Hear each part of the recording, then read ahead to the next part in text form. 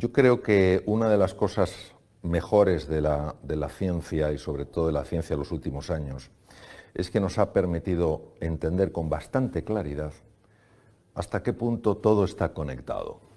Es decir, la situación psicológica, emocional, biológica de una persona no son tres entidades completamente distintas, sino que están profundamente interrelacionadas. Esto hace que el ejercicio físico y la nutrición no se vean simplemente como cosas accesorias en la vida de una persona, sino como cosas fundamentales.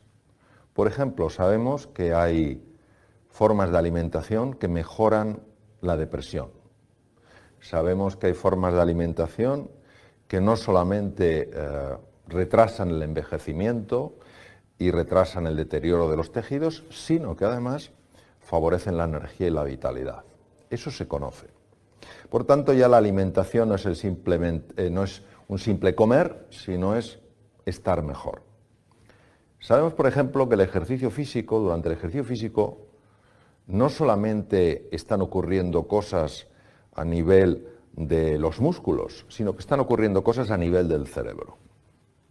Cuando una persona hace un ejercicio físico regular, se liberan 5 neurotransmisores, se liberan en más cantidad de lo que normalmente se liberan, y esos 5 neurotransmisores, que son hormonas intracerebrales, producen cambios muy importantes en el estado emocional de una persona. En un mundo tan cambiante, en un mundo tan variable, tan volátil, mantener el equilibrio en medio de la tormenta es algo crucial. Todo aquello que nos ayude a mantenernos equilibrados es algo que yo creo que es muy bienvenido. El ejercicio físico se sabe que potencia la memoria porque aumenta las cifras de una sustancia que se llama BDNF, y el BDNF a nivel cerebral favorece la conexión entre las neuronas. Es decir, de alguna manera estamos cayendo en la cuenta de que aquello que decían los griegos hace 2500 años, mens sana in corpore sano, ¿no?, es una realidad profundamente importante para el ser humano. En el Paleolítico los hombres caminábamos una media de 25 kilómetros diarios, las mujeres de 19 kilómetros diarios. Hoy en día el sedentarismo es causa directa de enfermedad, pero no solo de enfermedad, hablando desde el punto de vista fisiológico, físico, aumento de la posibilidad de muerte prematura, deterioro cardiovascular, diabetes tipo 2, síndrome inflamatorio, no solo de eso, estamos hablando de deterioro psicológico profundo. Por ejemplo, los cuadros de depresión clínica, mejoran con ejercicio físico. ¿Por qué? Pues porque en la depresión hay, entre otras cosas, hay una alteración de una estructura que se llama el hipocampo, se reduce volumen. Como con el ejercicio físico se libera BDNF, que es una neurotrofina que comentaba antes, aumenta el tamaño del hipocampo. El hipocampo es una estructura muy importante para controlar el miedo, para controlar la ansiedad. Por eso yo creo que esa sensibilización que hay hoy para el ejercicio puede que parte sea una moda y parte es, como decía antes, el darse cuenta de que estamos hablando de algo que es importante y que tiene un impacto directo en nuestra vida. El ser humano es un conjunto de realidades complejas que se pueden distinguir pero no se pueden separar. ¿Esto qué quiere decir? Quiere decir que en la complejidad de una mano yo puedo distinguir la palma de la mano del dorso, pero yo no las puedo separar. No hay una mano que no tenga dorso, no hay una mano que no tenga palma. Entonces, siempre que hablamos de estas realidades hay que ser muy cauto, porque cada realidad, cada plano de realidad está afectando al resto. Si yo muevo la palma de la mano, inevitablemente muevo el dorso. Es decir, este plano es distinto de este, pero están íntimamente conectados. ¿Qué ocurre? Que tenemos un lío tremendo. Por ejemplo, el mundo emocional es un mundo que ha sido negado durante siglos. No se podía hablar de las emociones. Era un campo tabú, era un campo raro. Es más, en algunos entornos se despreciaba a una persona o se minusvaloraba a una persona que hablara de su mundo emocional. La sociedad nos ha condicionado, y la sociedad somos todos, a pensar que lo único importante es darle vueltas a la cabeza. Es a tener ciertas ideas fijas sobre cómo son las cosas. Y eso va en contra de nuestra realidad como seres humanos. Por eso hay muchas veces en las que se piensa lo que no se dice lo que no se piensa, se dice lo que no se siente y se siente lo que no se dice. Evidentemente esto implica un deterioro en el organismo.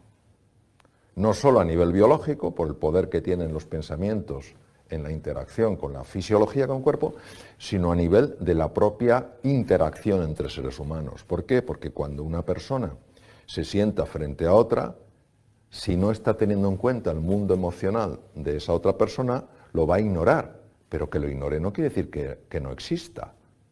Que yo ignore que esa comida tiene cianuro, no quiere decir que el cianuro no esté en la comida. Entonces, esta ilusión óptica en la que vivimos hace que paguemos un precio enorme. ¿Los planos interactúan? Sí, pero hay una gran disonancia entre muchos de ellos. El concepto de reinventarse es complejo de explicar con palabras, entonces voy a utilizar una imagen. Y de hecho fue la misma que utilicé en la portada del libro Reinventarse, tu segunda oportunidad. Un gusano tiene una forma de ser y de estar en el mundo.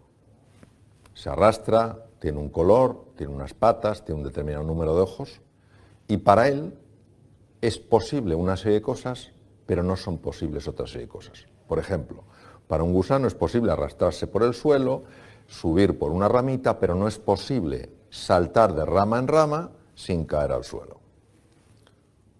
Llega un momento en el que algo en el gusano le dice que es el momento del despertar.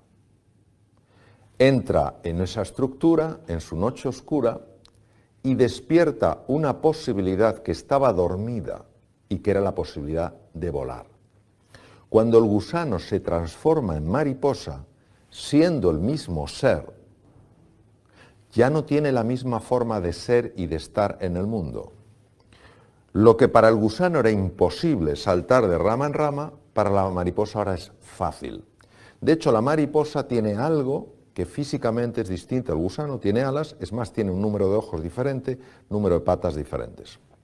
Cuando yo hablo de reinventarse en relación al ser humano, hablo de aflorar la verdadera realidad del ser. No quién te crees que eres, no cómo te has definido toda la vida, no cómo te ha definido la sociedad, sino en base a quién eres en realidad. La reinvención es un proceso, desde mi punto de vista y desde mi experiencia, apasionante, sencillo, pero nada simple, porque implica abrirse a que dentro de ti hay talentos, recursos y posibilidades que ni siquiera se te han pasado por la cabeza. Y estamos más cómodos en el juicio, en la etiqueta que nos hemos puesto, aunque esa etiqueta sea profundamente dolorosa. Esa es la paradoja de los seres humanos. Muchas veces, en lugar de vivir plenamente, vivimos vidas de callada desesperación, pero pensamos que no hay nada más. Reinventarse fue un libro que yo lo escribí para inspirar a otras personas, sobre todo en momentos de dificultad laboral, social, personal, de salud, para abrirse a que dentro de ellos había algo de excepcional grandeza. Hoy, en medicina, se sabe que cuando eso empieza a aflorar, el cuerpo empieza a mejorar y llega a curarse de enfermedades muy graves. Y esto no es algo esotérico, muchas de estas cosas yo lo aprendí en centros médicos en Estados Unidos, es decir, no es algo esotérico, tal cual, no, es una realidad. Pero preferimos seguirnos definiendo como siempre nos hemos definido.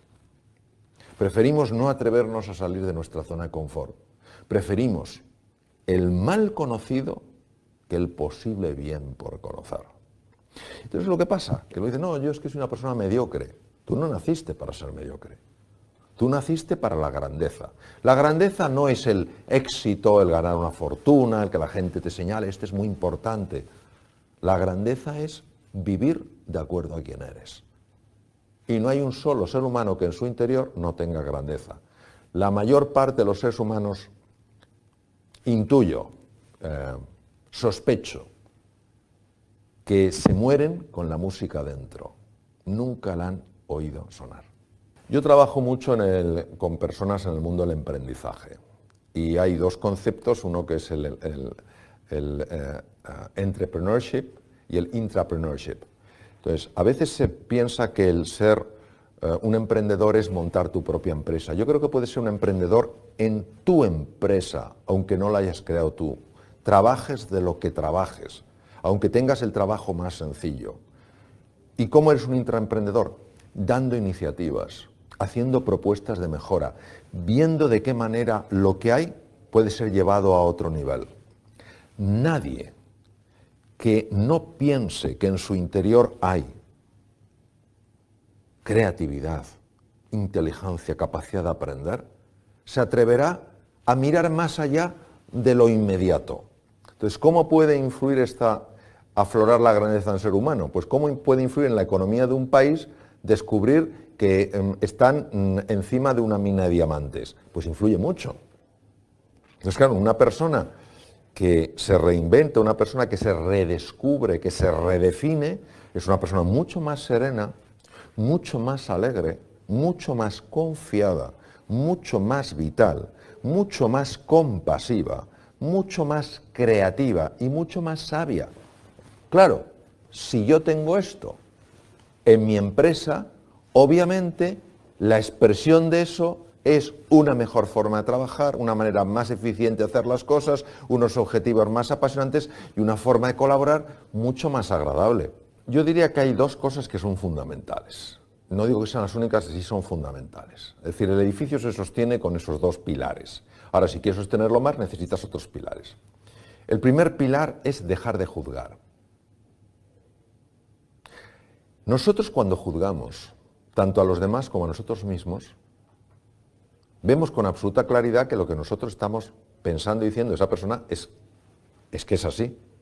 Y no nos damos cuenta que nuestros juicios son la pura expresión de condicionamientos previos y de experiencias pasadas. Entonces, primero dejar de juzgar y empezar a observar con verdadera curiosidad. En lugar de decir, este es un impertinente. Cambiar el chip. Yo sé que es muy difícil porque nuestra reacción es inmediata por condicionamientos previos. Es decir, ¿qué le habrá llevado a decirme esto? Entonces, cuando tú cambias el chip y tomas una mirada curiosa en lugar de una mirada enjuiciadora, ves lo que normalmente no verías. Nuestro problema es la capacidad o la velocidad de la reacción ante cosas que interpretamos como provocaciones o ofensas. Estamos hablando en el sentido común de la palabra, ¿no? El segundo elemento que creo que es muy importante es aprender a valorar lo que estamos haciendo en el momento en el que lo estamos haciendo y no estar valorando sobre todo a dónde nos va a llevar eso que estamos haciendo. Cuando tú ves una persona que realmente está en el momento, disfrutando del momento, disfrutando de lo que está haciendo, es que es una expresión de alegría, de ilusión y de entusiasmo, que inevitablemente le lleva a un resultado mejor, pero no está pensando en el resultado, está disfrutando del momento. Por cómo está construida lo que se llama la mente dualista humana, estamos siempre en el pasado o en el futuro. Entonces, es que si hubiera hecho ayer lo que tenía que hacer hoy no tendría el problema. O podré en el futuro resolver lo que tengo. Y dejamos de estar aquí. Entonces, en el momento en que la atención la fragmentamos, la dispersamos, perdemos toda la capacidad de descubrir cómo mejorar eso en lo que estamos. Nosotros hablamos mucho de la importancia del talento. Pero creo que nos equivocamos cuando nos preguntamos dónde está el talento. Y tendemos a pensar que el talento está en la cabeza de una persona. Esa persona es muy talentosa, genera grandes ideas. Desde mi punto de vista, el verdadero talento de una persona está en su corazón. ¿A qué me refiero? No me refiero a nada azucarado. Me refiero a que si tú a un niño en una escuela, a un niño que aparentemente no tiene talento, consigues entusiasmarle en algo, consigues transmitirle, yo creo en ti, tú tienes posibilidades para florecer en la vida. Lo que digo es que cuando el corazón se enciende, la cabeza sigue el ritmo. Yo creo que todo ser humano necesita fundamentalmente dos cosas: que se le entienda y que se le quiera. Punto. Cuando una persona se siente entendida, no digo no solo que note que se le está escuchando, sino que se sienta entendida, es una persona que nota una liberación interior tremenda. Esta persona me comprende. Aunque luego hagas, sí, te comprendo, pero voy a hacer una cosa diferente, pero ya se sintió comprendida. Es más, este se considera hoy en día que es el elemento, por ejemplo, en psicoterapia más importante, que la persona se sienta realmente comprendida. Entonces, yo creo que este punto y el querer a los demás, tratarles con afecto, marca una diferencia enorme. Claro, en este mundo donde cuando hablamos del amor parece que es algo de rosita y blandito y tipo merengue, no entendemos la fuerza transformadora del amor. La fuerza transformadora del amor es sencillamente la capacidad de ver en el otro ser humano no alguien que piensa distinto que tú, que es de un partido político diferente del tuyo, que tiene una cultura distinta, sino ves que él también o ella también están enfrentándose a preocupaciones en su vida, que tienen angustias, que quieren ser felices, que no saben cómo salir del atolladero. Cuando tú ves la humanidad en otro ser humano, la misma que tienes tú, les tratas de una manera diferente, porque ya no son una etiqueta. No, es que este es de tal, es que este es de izquierdas, es que este es de derechas, es que este es de centro, es que este es de ese país, es que este otro... No, esas barreras se diluyen y ves la humanidad. Cuando una persona se siente mirado como ser humano, nota cosas diferentes a como se siente uno mirado cuando se le mira en su etiqueta. Claro, esto lo que pide es una revolución interior, porque no es fácil, no es cómodo. Y tenemos la sensación de que lo que nos da fuerza es etiquetar. No, etiquetar lo que nos hace es débiles. Y en un mundo tan global, con culturas tan diferentes, donde nos necesitamos entender, porque si no, no salimos adelante, tenemos que caer en la cuenta de que hay otra forma de vivir, en la que se produciría muchísimo más, vamos, porque seríamos mucho más creativos, en la que disfrutaríamos mucho más, en la que viviríamos más en términos literales, y en la que experimentaríamos un mundo con una paz, una serenidad que nada tiene que ver con la actual. Es decir, es un mundo posible, no es un mundo ilusorio. Ahora pide de nosotros una transformación radical. Voy a intentar explicar de una manera muy visual, ¿no? Es como si hubiera dos niveles, ¿eh? Un nivel más inferior, nivel 1, y un nivel más superior, nivel 2. Entonces, desde el nivel 1, que es el nivel de los órganos físicos, lo que nos llega a través de los sentidos, pues nosotros vemos una realidad y vemos pues un tipo de energía que tenemos, vemos un aspecto físico, vemos las cosas que somos capaces de hacer, el tipo de pensamientos que podemos tener. Y decidimos, sin darnos cuenta, porque esto opera fundamentalmente a nivel inconsciente, decidimos que esa realidad que percibimos es la única realidad.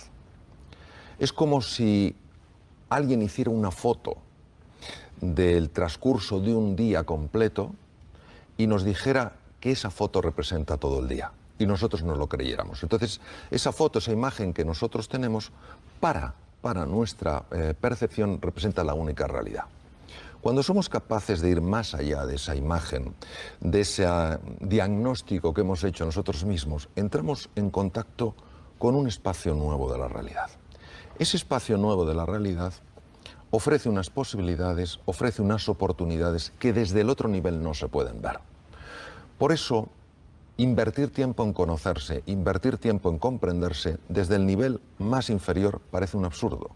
Es como si yo me metiera a explorar algo que está vacío, que está hueco y que por tanto no significa más que estoy perdiendo el tiempo. Cuando uno se abre a la posibilidad de que se es mucho más de lo que se ve, que se es mucho más de lo que uno piensa que es, y con humildad, con capacidad de asombro, y desde una espera confiada y paciente se abre a lo que a mí me gusta llamar el misterio, empieza a tener una serie de intuiciones, una serie de reflexiones profundas que le ayudan a ver dimensiones diferentes de la realidad.